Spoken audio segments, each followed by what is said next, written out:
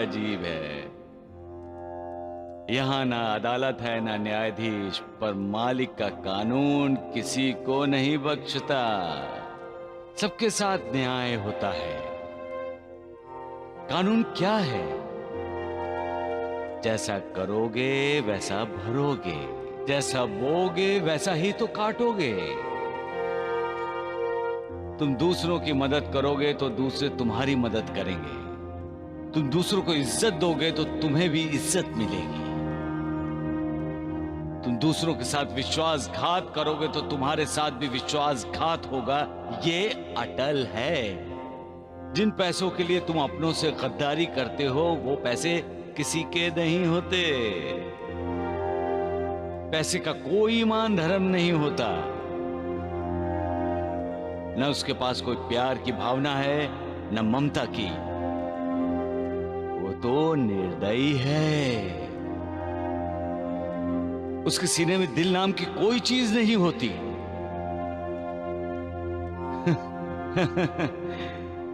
कमाल है उसकी, जो पैसों के लिए बड़े से बड़ा अपराध करते हैं। पैसे भी उन्हें ठोकर मार देता है। फिर वही इंसान पैसे की खोज में दर दर की ठोकरें खाकर भटकता रहता है। इसलिए पैसे को उतनी अहमियत दो जितनी जरूरी है। पैसे के लिए अपने संबंधों को, अपने रिश्तों को ना तोड़ो। याद रखो, रिश्ते इंसान की ताकत होते हैं। माँ बाप, भाई बहन, बेटा बेटी, चाचा चाची, नाना नानी, दादा दादी, ये रिश्ते इंसान के समृद्ध परिवार का लक्षण है। रिश्ता और रिश्तेदार ही तो इंसान की संपत्ति है। जब रिश्ता टूटता है, रिश्तेदार मुंह मोड़ लेता है, तो इंसान के समृद्ध परिवार की एक कड़ी टूटती है और उसकी संपत्ति, उसका पैसा कम हो जाता है। तो फिर क्या जरूरत है रिश्ते तोड़ने की? क्यों हम अपने रिश्तेदारों को धोखा दें? क्यों विश्वासघात करें उनके साथ सिर्फ पैसे के लिए? अरे पाना है तो मालिक को पाओ, पैसे को नहीं। रिश्ता मालिक से जोड़ो, क्योंकि वो पैसे की तरह निर्दयी नहीं है। उसके सीने में भी दिल है जो इंसान के लिए भी धड़कता है। वो जितना कठोर है उससे कई गुना ज्यादा वो कोमल है।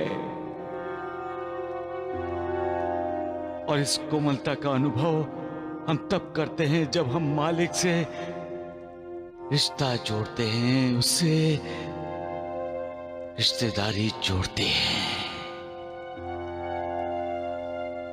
सबका मालिक एक। जब संदेह, शक, संशय, शंका रूपी शत्रु इंसान पर हमला करते हैं, तब जिस इंसान का मन सशक्त नहीं है वो बदल जाता है। उसका मन पहले की तरह उसका साथ नहीं देता। इस संदेह और संशय की वजह से ही भाई भाई नहीं रहता, दोस्त दोस्त नहीं रहता। शक और शंका की एक चिंगारी रिश्ते को आग लगा देती है। और ये आग तब बुझती है जब सच्चाई सामने आती है,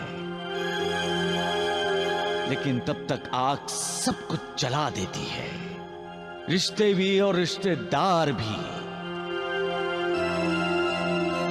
इसलिए अपना मन सुदृढ़ बनाओ और सुदृढ़ मन के लिए मालिक की पूजा करो। तब शक, संदेह, शंका, संशय का आक्रमण भी कोई असर नहीं करेगा। सबका मालिक एक। अभी तो तुम्हें सिर्फ महंगे कपड़े उतारने के लिए कहा गया है। इसके पीछे मालिक का जो संकेत है उसे समझने की कोशिश करो। तुम्हें मालिक समझाना चाहता है कि कपड़ों के साथ साथ अपना अहंकार भी उतार फेंको, अपनी गलती सुधार लो, परिवार में जो दरारें पैदा हुई हैं उन्हें पाटो। विश्वासघात, धोखेबाजी, शंका, संदेह, संशय, इंसान के ऐसे शत्रुओं को जिन्हें तुमने अपने दिल में जगह दी है उन्हें हटा दो और उसकी जगह प्यार, ममता, आदर, सम्मान, विश्वास उन्हें जगह दो। कल्याण होगा, वरना दूसरों को धोखा देने की कोशिश में खुद धोखा खाते रहोगे। याद रखो, जहां विश्वास है वहां इंसान चैन से श्वास लेते हुए निवास करता है और ऐसे स्थान में मालिक का वास होता है। सबका मालिक एक। खुद कृतज्ञ होकर दूसरों को कृतज्ञ बोलता है ये तेरा इंसान मालिक। ये दूसरों का अपमान करते वक्त जरा नहीं सोचता, लेकिन खुद का अपमान हुआ तो सांप की तरह डसना चाहता है। अपनी महत्वाकांक्षा पूरी करने के लिए किसी भी हद तक गिर सकता है, किसी का लिहाज नहीं उसे। जिस थाली में खाता है उसी में छेद करता है, भूल जाता है तुम्हारी शिक्षा, तुम्हारे बनाए सारे नियम कानून। कहा जाता है कि जैसा कर्म वैसा फल, जैसी करनी वैसी भरनी।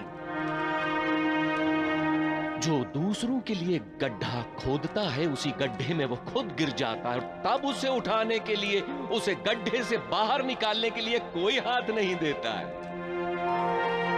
तब उसे गुस्सा आता है। कौन समझाए तुम्हारे इंसान को मालिक?